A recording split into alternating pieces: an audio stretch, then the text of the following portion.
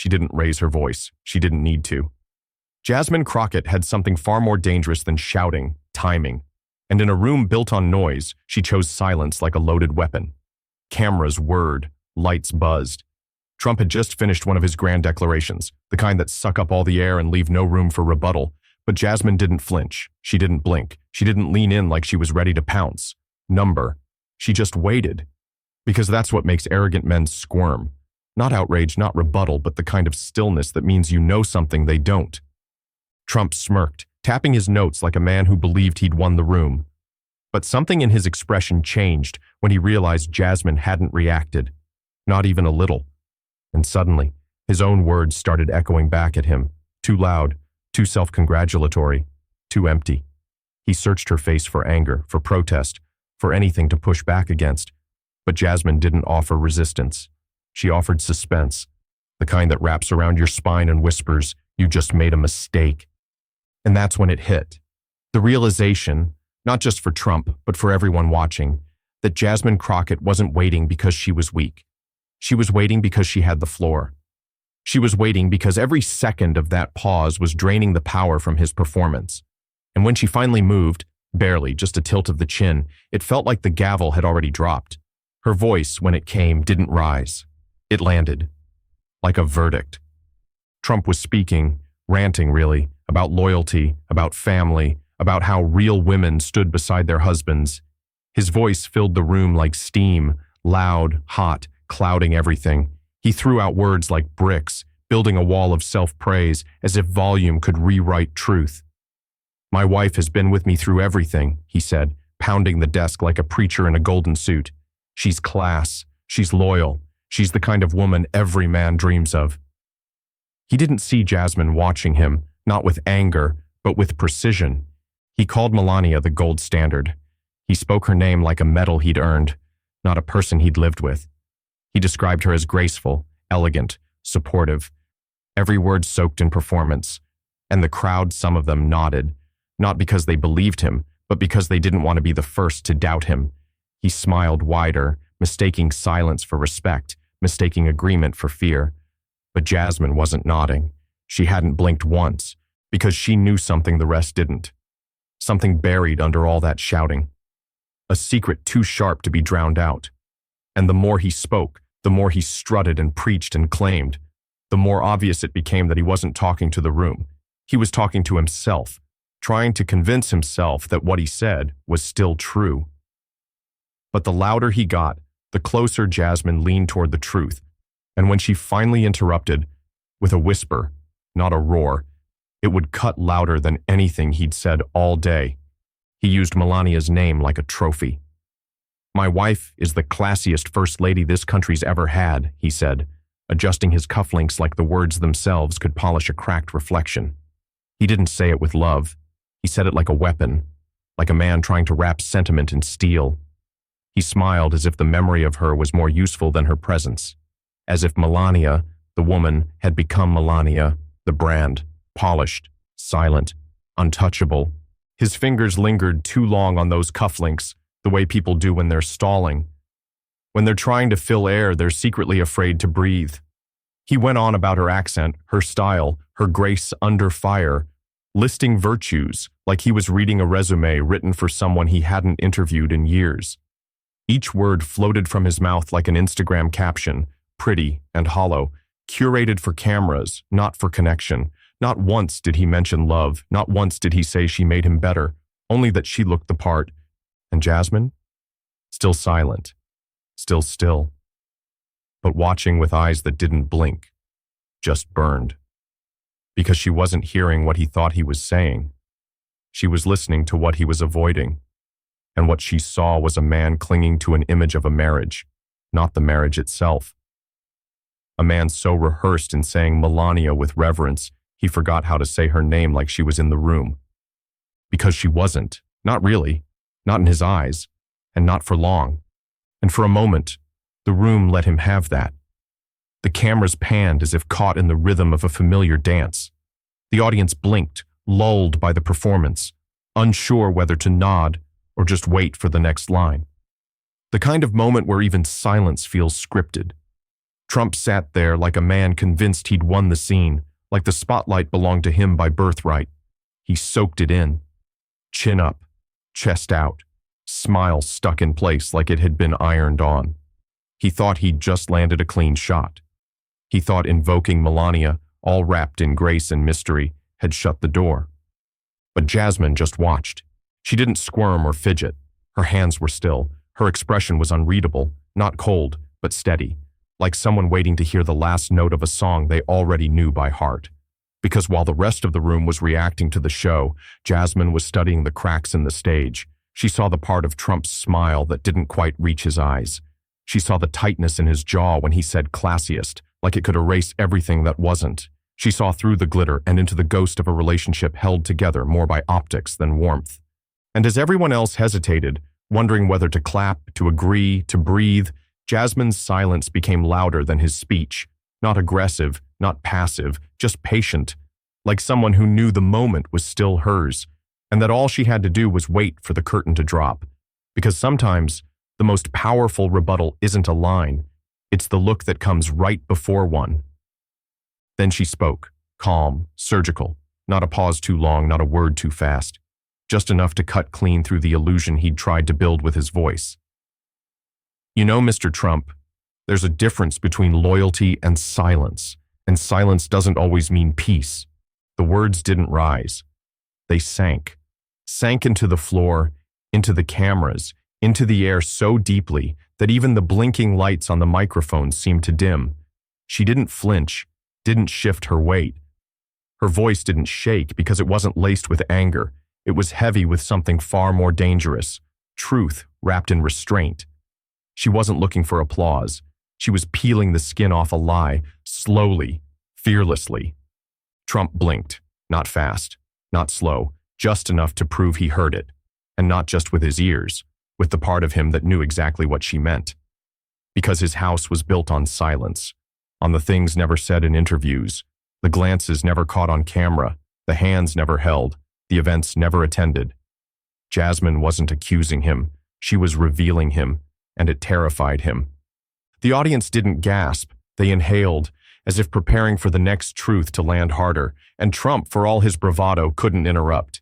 Not yet, because deep down he knew she hadn't even opened the envelope, not the literal one, not the metaphorical one. She was just setting the table, and the difference between a moment and a reckoning is how long it takes someone like Jasmine to speak again.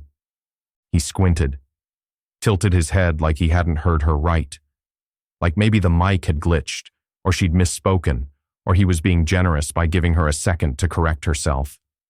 It was that same look he'd given dozens of women before, a mix of dismissal and disbelief, sharpened with just enough arrogance to say, "You sure you want to finish that sentence?" But Jasmine didn't blink. She didn't stutter or shift her tone. Her presence didn't grow louder, it grew sharper. She leaned in just enough to close the gap between performance and truth. "You heard me," her eyes said, even before her mouth moved. And when it did, it wasn't to ask for permission. It was to finish what she started, because she wasn't here to trade insults. She wasn't here to outshout or outsmirk. She was here to end the lie he thought could outlive scrutiny. Her words weren't bullets, they were scalpels. And Trump, for the first time, looked like a man not sure if he was being debated or dissected. The air in the room tightened. Even the cameras adjusted slightly, zooming in like they sensed something real was unfolding, something unrehearsed, unspun. Staffers who'd been checking their phones were suddenly still. Reporters froze mid-scribble, because Jasmine's pause didn't feel like hesitation. It felt like a woman choosing the exact second to drop the truth, not for drama, but for impact. And Trump knew it. His posture shifted, just barely, his jaw tensed, because deep down he recognized what was happening. She wasn't arguing. She was dismantling. Quietly. Publicly. And with no way for him to stop it. "You say Melania stood by you." The words floated out of Jasmine's mouth like a simple observation, but they hit with the weight of an accusation wrapped in velvet. Her hand moved with quiet precision, reaching into the folder that had sat untouched for too long. No fanfare, no theatrics, just a cream-colored sheet of paper, folded once, now carefully unfolded like something sacred, not a weapon, but a window. She didn't wave it, didn't hold it up like a prop. She just placed it gently on the desk in front of her, like it had always belonged there.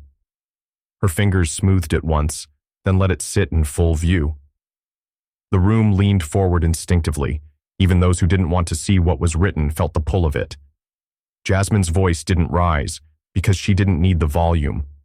She had something stronger. Evidence. This, she said, is not gossip. It's not speculation. It's a statement. And suddenly, Trump's cufflinks lost their shine. His smirk, once glued on, faltered. His mouth parted, but no words came. Not yet, because his brain was still processing what that folded sheet might say, what it might prove. Jasmine didn't explain it all. Not yet. She didn't need to read every word. The silence around that piece of paper was already louder than any headline. She let the cameras linger, let the weight of truth stretch out just long enough to feel permanent. And as Trump stared at the paper like it might bite him, the audience, the country, began to understand. This wasn't about loyalty, it was about illusion, and Jasmine Crockett had just placed reality on the record. This letter, she said, holding it steady, was drafted by Melania Trump's legal counsel, 2018, a preliminary inquiry about separate residency arrangements, signed and dated. She didn't raise it like a weapon. She didn't wave it around. She just let it exist, plain, poised, and devastating. The kind of document that doesn't scream, but unravels people. Jasmine's fingers were still, her tone surgical, her delivery so calm it made the moment feel even more unreal. Trump blinked. Once, twice. His mouth twitched, but no rebuttal came. Because Jasmine hadn't just struck a nerve. She had hit a vein. The kind that carries denial, image, ego, all the things a man like him relies on to keep his reality intact. The room didn't react immediately, not with gasps, not with noise, but with stillness. The kind of stillness that happens when something sacred has been cracked open. Reporters stopped writing mid-sentence. Camera operators leaned in without realizing. Aide after aide sat frozen like chess pieces waiting for a move that never came. Trump's hands moved, small, unconscious motions, a knuckle rub, a watch adjustment. He was unraveling, not because the letter was loud, but because it was real. Melania, legal counsel, 2018, the year everything looked perfect, the year the cameras saw posed smiles and edited love. And here, Jasmine was showing what the cameras missed, paperwork behind the illusion. She didn't gloat, she didn't push. She simply held that letter as if to say, "You built a castle of image. I brought the floor plans." And the world could suddenly see which walls were about to fall. You could hear a pin drop, not just because the room went quiet, but because something deeper had cracked. The soundless kind of break, like ice splitting beneath your feet when everyone's pretending nothing's wrong. But everyone knows. Lawmakers, reporters, aides, even the cameramen who were trained to stay neutral, all of them froze in place. Not out of confusion, out of recognition. This wasn't political theater anymore. This was personal and real, and too precise to ignore. Jasmine hadn't thrown accusations. She hadn't raised her voice. She'd done something far worse in the world of power. She'd been prepared. Trump's eyes locked on the paper again, but his brain was somewhere else now, retracing years, wondering who had talked, who had leaked, who had let Jasmine into the part of his life he spent decades painting gold. You could feel the shift, the dominance he always carried into a room. Gone. The laugh that always followed his attacks. Absent. The certainty that his name alone could control the narrative. Shattered. And Jasmine, she just stood there, not proud, not smug, just steady, like someone who'd been waiting years for silence to do its job. No shouts, no rebuttals, no camera flashes, just the quiet violence of truth finally spoken aloud, and the sound of a room learning it couldn't unhear it. Trump's lips parted, but no words came. Only movement, a twitch in his cheek, a subtle shift in his spine. He was bracing. The kind of bracing you do when instinct tells you the blow already landed, but the pain just hasn't reached you yet. He wasn't confused. He was cornered, not by volume, not by protest, but by paper. By proof, by a truth dressed in silence carried by a woman who refused to flinch. For years, he'd spoken in sound bites, dominated headlines, wielded distraction like a sword. But Jasmine didn't fight with noise. She fought with preparation, with timing, and with a calm so precise, it stripped away his usual armor. Arrogance. He shifted again, not to reposition, but to regain control of his body, his face, his image. But the crack had already shown, that split-second hesitation, that missed comeback, that telltale silence that no amount of bravado could erase. Even the people who once cheered for him felt it. That unraveling, that strange, sudden sensation of watching someone who always seemed untouchable suddenly become unmasked. And Jasmine, she didn't celebrate, she didn't move, because she understood something Trump never did. Real power doesn't need applause, it just needs a moment. And this was hers. Jasmine didn't look at him. She looked at the crowd. Not like a performer begging for claps, not like a politician hunting votes. She looked at them the way someone looks when they've been carrying something heavy, and now, finally, it's time to let it down. Her voice didn't rise, her hands didn't shake, but her words hit with precision. She didn't file it, not then, but she asked, quietly through back channels. The audience leaned in, not physically, but emotionally. You could feel it. That collective pull toward the kind of truth people usually pretend not to see. Jasmine wasn't talking about gossip. She was talking about pain, the kind women hide for survival, the kind that's too easily dismissed as rumor until someone has the courage to read it out loud. Trump shifted again, but she still didn't look at him, because this wasn't about him anymore. It was about her, about Melania, about the spaces between photos, between hand-holding at campaign stops, between rehearsed smiles. Jasmine's eyes scanned the room, reporters scribbling faster now, allies frozen mid-blink, enemies silently calculating how to spin this. She didn't need their validation. She had the letter, she had the timeline, she had the silence that followed a woman asking for a way out and never getting it. And still, no anger in Jasmine's voice, no fury, just clarity, the kind that makes you uncomfortable because it doesn't offer a villain to yell at, just a mirror. And everyone in that room was staring into it. And then came the second page. Jasmine didn't pause for effect. She didn't need to. The room had already gone quiet enough to feel the weight of paper sliding across a wooden desk. She unfolded it like it was routine, not a bomb. But that's what it was. She also asked about asset protection, she said, her tone still steady, still surgical. About what was hers and what wasn't. A shift rippled through the room like a cold breeze, not gasps, not yet, but awareness. That creeping kind, that weight. What did she just say? Kind. Jasmine didn't glance at Trump, but everyone else did. His hands weren't on the table anymore. They were under it, fingers locked together like he was holding himself in place. Because this wasn't a headline anymore. This wasn't just drama.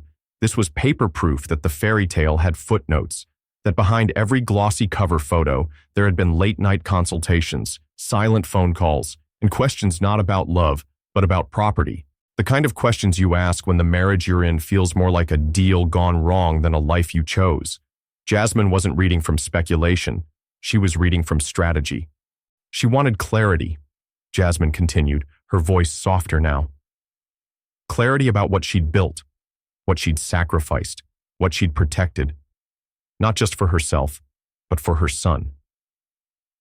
It hit different, because this wasn't about a political family anymore. This was about a woman trying to make sure she didn't walk away with less than she deserved, trying to draw a line between what was his empire and what had been her endurance. No one dared move, not the staffers, not the cameras, not even Trump, because when the second page of a private letter becomes public, there's no third act to rewrite the scene. And Jasmine, she didn't blink. Because for her, the power wasn't in the revelation, it was in the restraint. She had more, and everyone knew it. Now even Trump's allies weren't making eye contact. Marjorie, usually quick with a smirk or an eye roll, suddenly found deep interest in her phone screen, though her hand trembled slightly as she scrolled. Eric leaned in close to a staffer, whispering something through gritted teeth, like a man trying to fix a leak in a sinking ship without anyone noticing. Even Jim Jordan's usual swagger had stiffened, his jaw clenched, his fingers laced too tight around his pen. Because they knew. This wasn't just another moment. This was fracture. Not the loud kind, not a collapse, but the slow, visible cracking of a persona that had always seemed immune. Jasmine hadn't yelled. She hadn't insulted. She hadn't performed. She simply revealed. And that was worse, because when you shout at a bully, he has room to shout back. But when you put his truth on the table, cold, quiet, undeniable, all he can do is sit in it. Trump didn't look to his team for backup. He knew what he'd see. Silence wearing suits, power dressed in panic, loyalty shaking under pressure. Even the cameras weren't helping him now. No favorable angles, no carefully curated applause. Just live feeds capturing every blink, every twitch, every failed attempt at control. The empire around him wasn't falling. It was shrinking. And Jasmine Crockett? She stood there like a woman who knew exactly how far the truth reached, and exactly how many pages she hadn't read aloud. The message was clear. This wasn't about one letter. This was about how many had gone unread, and how many were still coming. Jasmine placed the papers down, not with force, but with finality. The kind of gesture that says, "I'm done speaking and you heard me." She didn't fan them out, didn't wave them in the air for effect.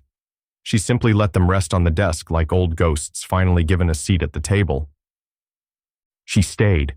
"Yes," Jasmine said, her voice low, deliberate, every word chosen like a scalpel. But staying doesn't mean believing. Sometimes it just means waiting.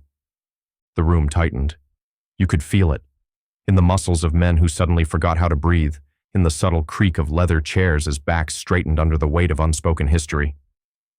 She wasn't just talking about Melania anymore. She was talking about all of them, the wives in the shadows, the faces behind the podium smiles, the women whose silence had been mistaken for loyalty for far too long. She was talking about America's habit of assuming stillness equals submission, about the myth that power always looks like a red tie and a raised voice. Trump didn't speak. He couldn't. His tongue, so used to controlling the room, now stuck behind teeth clenched just a little too tight. Because Jasmine wasn't delivering a blow, she was holding up a mirror, one that showed Melania not as a quiet trophy wife, but as a woman who at one point quietly prepared for freedom. And Jasmine wasn't done out of mercy. She was done because the truth had already done its job. No more words were needed, just the echo of hers, bouncing off walls lined with cameras, crawling into headlines, settling into the pit of every stomach in that room. Staying doesn't mean loving. Staying doesn't mean believing. Sometimes it just means waiting for someone brave enough to say it out loud. That was when it happened.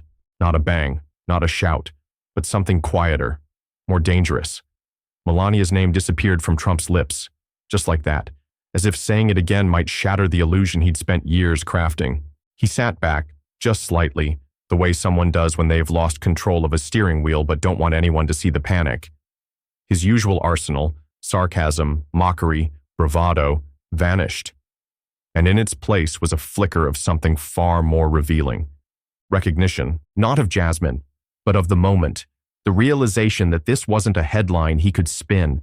It wasn't a debate he could win with louder words or longer lies. It was a story that had been buried, not by time, but by power, and Jasmine had just exhumed it with a scalpel, not a shovel. The cameras zoomed in, but the audience didn't move. Not even a cough. The room turned into a museum and everyone was staring at the first crack in a statue they once believed was marble. And Jasmine? She didn't lean in. She didn't smile. She didn't need to. Because truth doesn't need to shout to be heard. It just needs to arrive at the exact second the lie runs out of room. And in that second, Trump didn't just lose the room. He lost the script. One of the cameras, the side one aimed for audience reaction, caught the flicker. Melania, sitting quietly off-screen until now, watching from a monitor. The frame wasn't supposed to find her, but it did. Just for a moment, enough to catch the shift in her jaw, the blink she held too long, the way her hands gripped the chair's armrests as if trying to keep herself grounded. There were no aides beside her now. No makeup touch-ups. Just a woman watching her own silence echo in a room full of noise. She didn't speak. She didn't need to.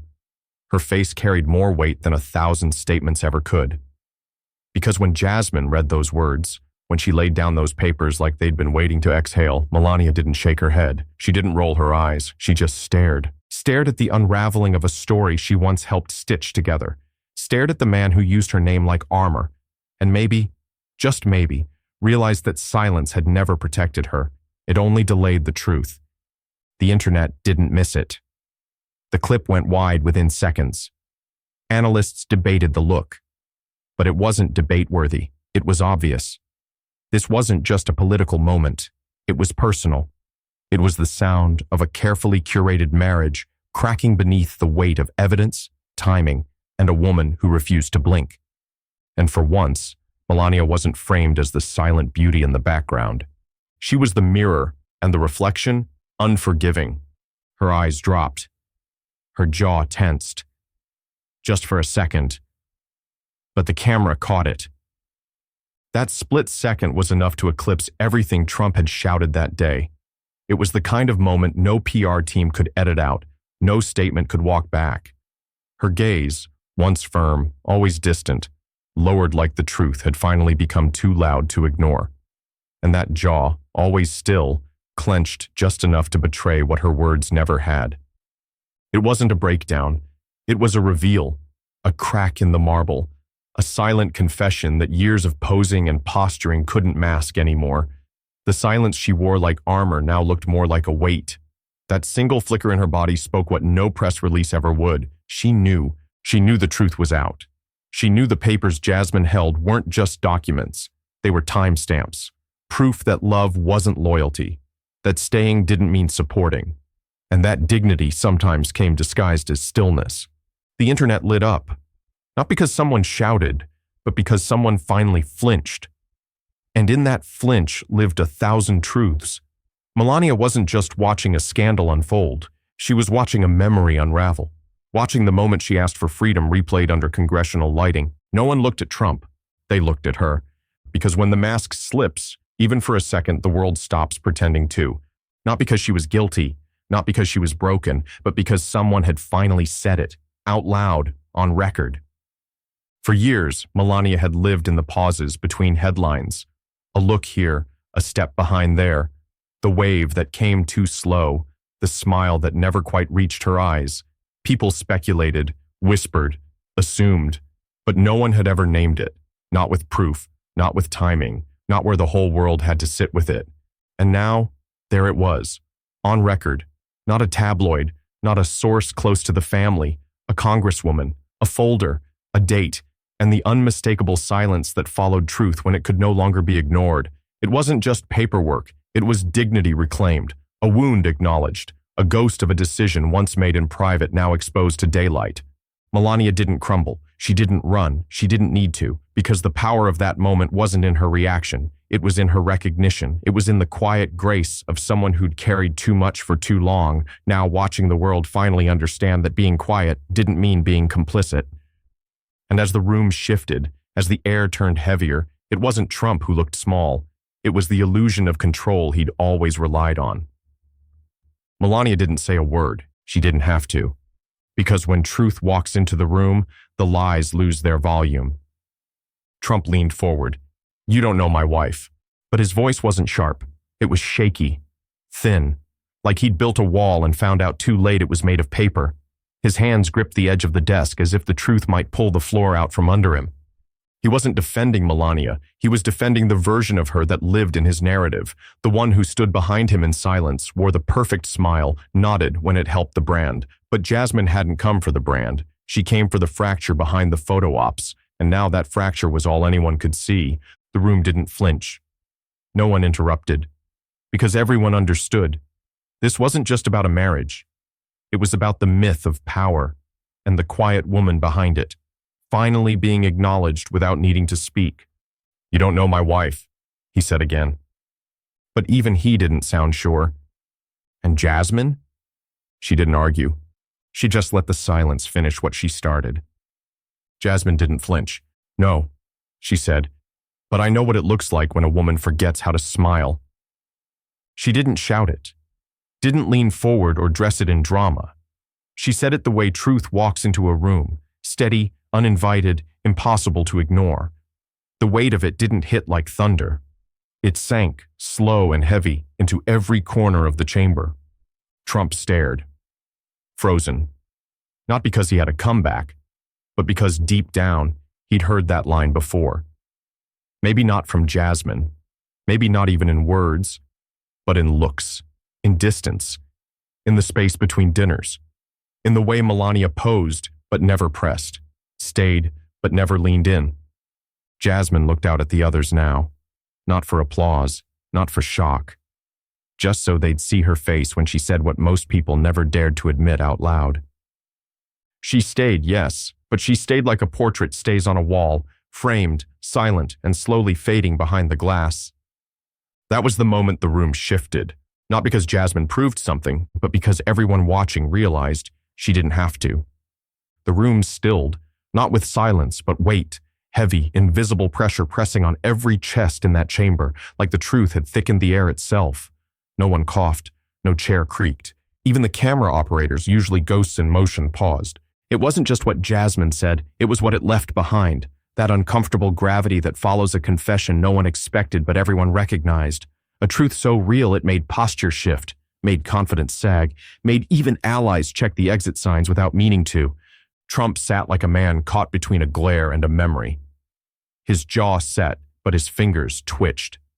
Melania's name, once armor, now rang hollow. Not because it was a lie, but because it had been used too long as a shield for something that had quietly withered behind the scenes. And Jasmine, she didn't press forward. She didn't need to, because the room wasn't with Trump anymore. It wasn't against him either. It had just moved toward her, toward the weight of what was said, toward the unspoken ache of a woman no one really knew, until now. Jasmine tapped the final sheet. Once, clean, intentional. The kind of tap that tells the room, listen closely, this one matters most. Her eyes didn't drift toward Trump, or Melania, or the cameras. They stayed locked forward, like she was aiming truth itself down the barrel. She told a friend in confidence, "The cameras see my dresses, not my sadness." The line didn't land like a blow. It landed like a slow collapse, a building finally giving way to years of hidden cracks. The chamber didn't gasp. It exhaled, long, low, like something sacred had been broken, or maybe just uncovered. Trump's lips moved, but he wasn't speaking. His mind raced, trying to outrun the echo of that sentence. It wasn't political anymore. It was personal, raw, undeniable. Somewhere behind him, a flashbulb clicked.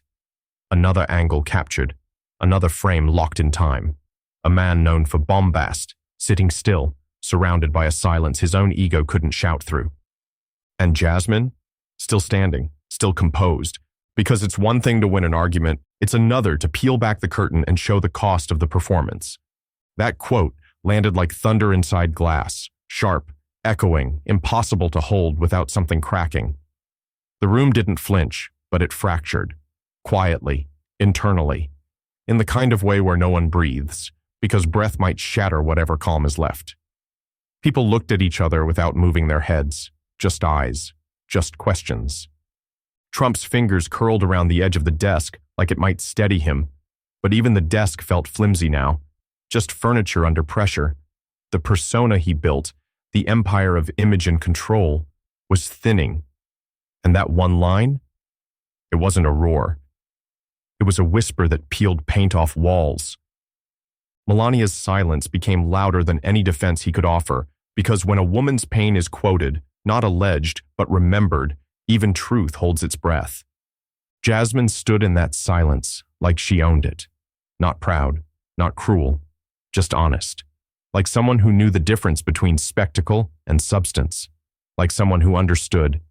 If thunder crashes loud enough inside the glass, it stops being about the noise and starts being about the cracks it leaves behind. Trump's bravado cracked, not in a burst, but in a slow, crumbling kind of way. Like the weight of too many truths stacked on top of each other finally became too heavy to hold. He leaned back, but not like a man in control, more like someone trying to find space behind him to escape a moment he didn't see coming. His mouth opened, then closed again. The trademark smirk, that shield he wore through every scandal, every confrontation, was gone, just gone. What replaced it wasn't shame. It wasn't even anger. It was something worse. Emptiness. The hollow kind that shows up when someone realizes the camera isn't saving them this time. The silence around him didn't offer rescue. It pressed in, tight, unforgiving. He looked smaller, not physically but in presence. The crowd didn't move. Neither did Jasmine. She didn't gloat. She didn't even glance his way. Because this wasn't about making him feel small. It was about making the truth too big to ignore. And in that moment, that still brutal moment, the man who used to command every lens, every headline, sat in the same chair as everyone else, ordinary, exposed, and without a single word to change what had just happened. Because even power knows when it's been seen.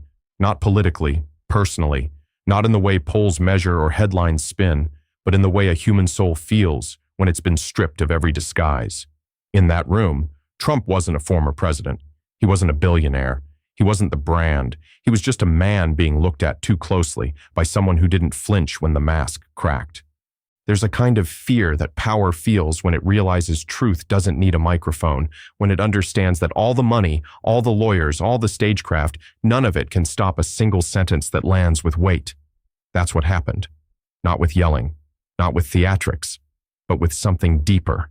A seeing, a naming, a reckoning. Trump didn't reach for rebuttal, didn't summon his usual thunder.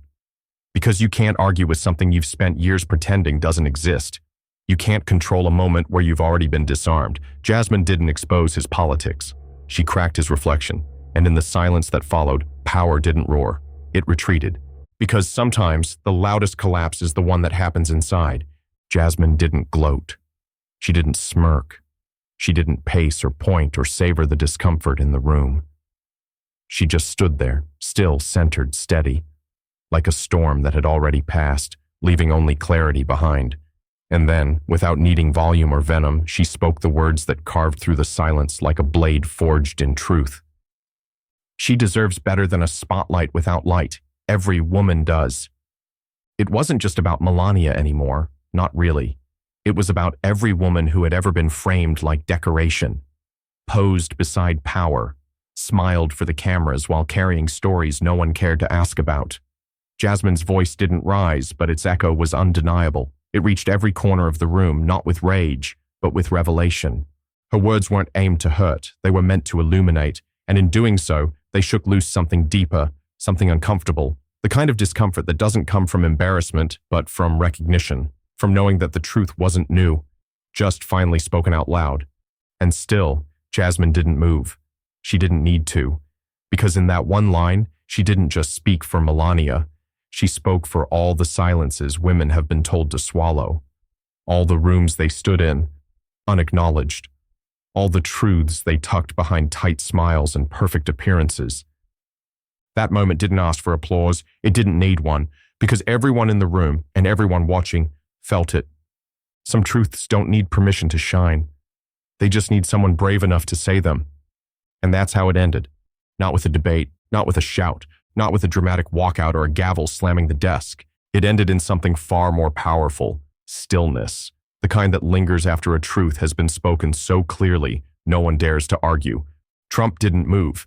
His hands, once animated with certainty, rested like stone on the desk. His mouth stayed closed. Not because he had nothing to say, but because for the first time he understood nothing he said would matter more than what had already been said. The room didn't erupt. It exhaled. Quietly. Slowly. Like it had been holding its breath for years, and finally heard something real enough to let it go. Even the cameras didn't chase her as she turned back to her seat. No flashes, no frenzy, just a collective awareness that a boundary had been crossed, not in cruelty, but in courage. And Jasmine? She didn't celebrate. Didn't even look back. She knew that some victories aren't loud. They're silent, heavy, felt in the bones, not the applause. Because what she exposed wasn't just a letter or a quote. It was the fracture behind the performance, the ache behind the image, the woman behind the role. And when that curtain fell, there was no encore, just the truth, finally standing on its own. But with a sentence so simple it tore through the room like a confession. She smiled for America, but she wept for herself. No theatrics, no raised voice, just a single thread of truth pulled loose. And suddenly, the whole fabric of performance unraveled. The air shifted, like the walls themselves were trying to pull the words back, afraid of what they meant. But it was too late. Everyone heard it, and no one could unhear it. Trump blinked, once, slow, and for the first time, he looked like a man who knew the cameras weren't saving him. Not this time, because the truth wasn't coming from the press or pundits or protests. It was coming from a woman who had nothing to gain and everything to lose for saying what others were too scared to whisper. Even the staffers stopped writing. Even the hallway screens flickered like they couldn't look away. Because what Jasmine had done wasn't expose a marriage. She'd peeled back a mask the country had helped paint on, and beneath it wasn't scandal. It was sadness. The kind no title could hide. The kind that made a woman wave politely in heels while quietly losing herself behind closed doors. In just one sentence, Jasmine hadn't accused. She hadn't condemned. She remembered, and in doing so, made the entire room remember too. She cracked because the silence finally spoke back. Not because of a scandal, not because of shame, but because silence, the kind she had worn like armor for years, had been pierced, and when silence breaks, it doesn't shatter like glass. It sighs, it seeps, it stains. That sentence, Jasmine's final blow, wasn't aimed at Melania. It was a release, a recognition, a ripple through every quiet woman who had ever been photographed beside a man she didn't recognize anymore. And Melania, wherever she was now, behind the curtain, behind the monitor, behind the mask, felt it. You could see it. Not in a breakdown, but in the blink that came too late. In the way her lips parted like she wanted to deny it, but couldn't. Trump looked at the floor. He had mastered crowds, rallies, applause. But he hadn't mastered this stillness, this storm wrapped in gentleness. Jasmine hadn't screamed. She hadn't accused. She'd remembered, out loud. She cracked because no one had ever dared say it before, that you can love the image but forget the woman, that being placed in gold frames doesn't mean you weren't bruised in the shadows. And Jasmine? She didn't smile. She didn't wink. She just gathered her papers, because her work wasn't to destroy. It was to remind. And she had, with a sentence that will outlive them all.